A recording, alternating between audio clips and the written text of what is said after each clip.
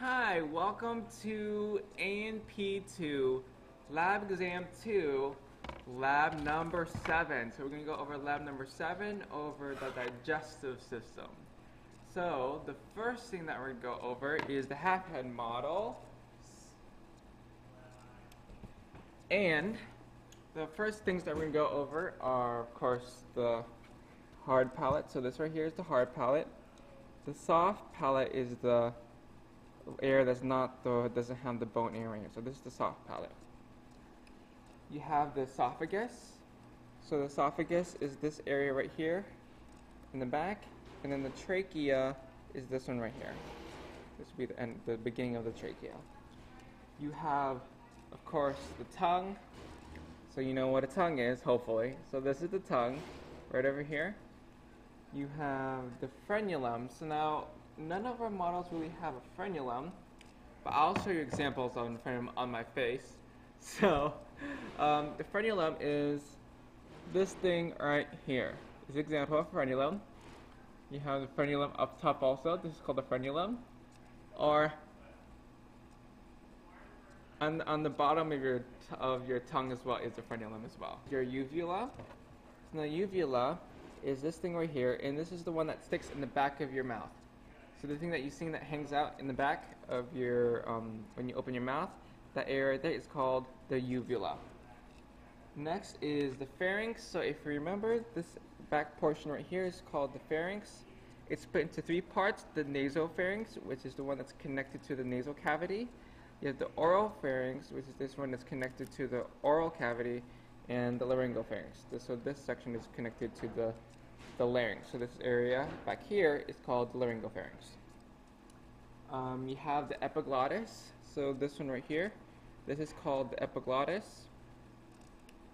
So we have the parotid glands, which is this gland right here. Woo. This gland right here is called the parotid gland. It's in the cheek area. We have the sublingual gland, which is under the tongue, and you have the submandibular gland, which is under the mandible. So submandibular gland, sublingual gland. So this right here is the stomach. So the cardiac sphincter is this one right here, and this is the one that's closer to the heart areas, and this is where, so the trachea comes off and it goes through right here. So this is called the cardiac sphincter. This is the end right here. Then you have the pyloric sphincter, which is on the other end. So the pyloric sphincter would be on this side. You have the cardiac portion. So the cardiac portion is the area around the cardiac sphincter, and then the area behind the pyloric sphincter is called the pyloric region. Okay? You have, of course, the fundus, which is this little fat part right here. This fat part with these two fingers. This fat part right here is called the fundus. You have, then also you have the lesser curvature, and you have the greater curvature. Next we have is the small intestine. So the small intestines are these little things right here. You have the duodenum, which is this little section right here. This section right here. So then you have the stomach. So if I could do it correctly, the stomach would connect.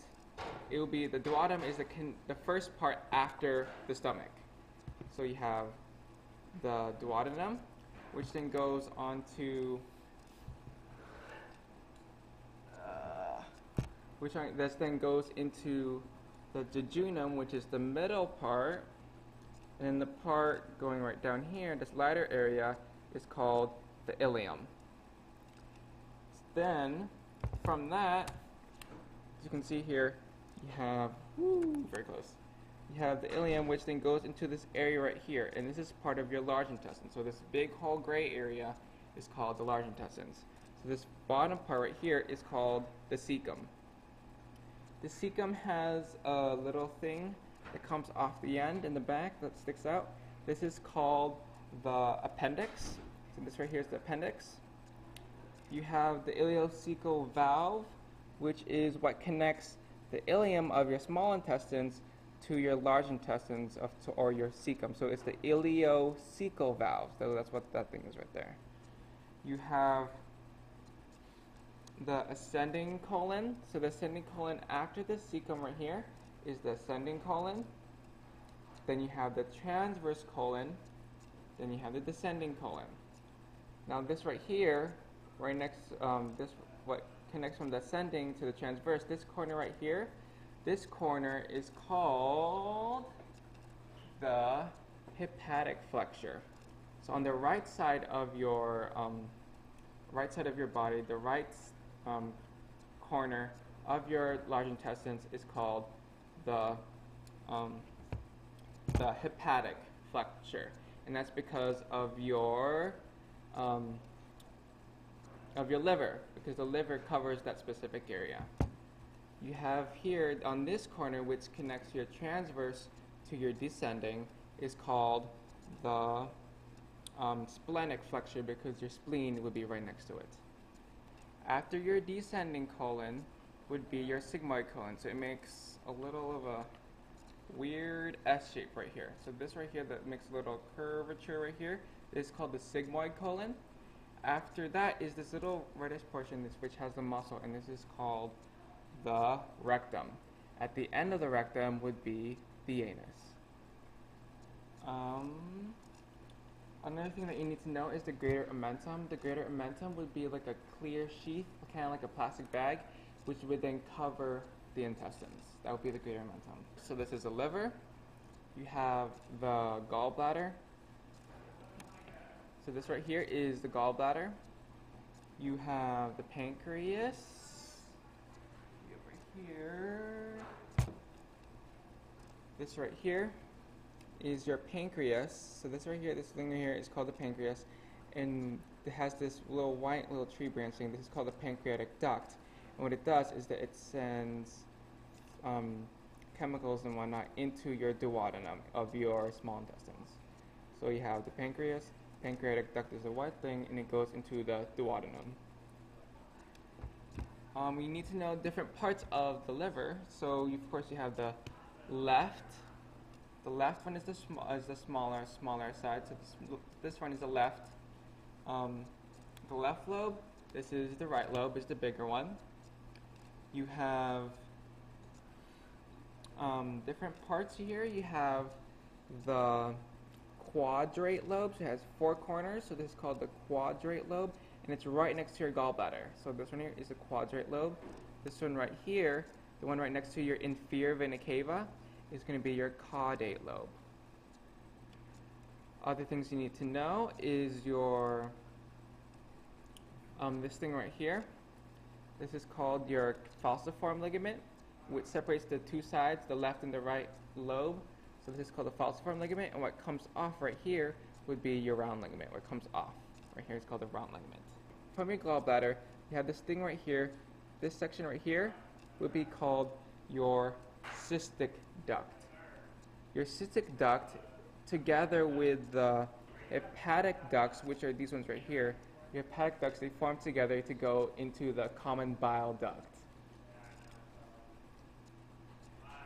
So you have the common bile ducts, so you have the hepatic ducts, and you have the cystic duct. They form together to create the common bile duct. You have this triad right here, so you have the red one, which is hepatic arteries. You have the green one, so that's the common bile duct. And you have this one right here. This is the white one. That's the hepatic portal vein. The hepatic portal vein. One last thing is we did talk about the triad. So the triad was the hepatic artery, which is the red one. The whitish one is the hepatic portal vein, and the green one is the common bile duct, which is formed when the hepatic ducts and the cystic duct from the gallbladder come together to create this one that comes out. So that's the triad. The hepatic veins are the blue ones which go into the inferior vena cava. So these ones right here, the blue ones that you see all throughout the liver, are called your hepatic veins. And that is it.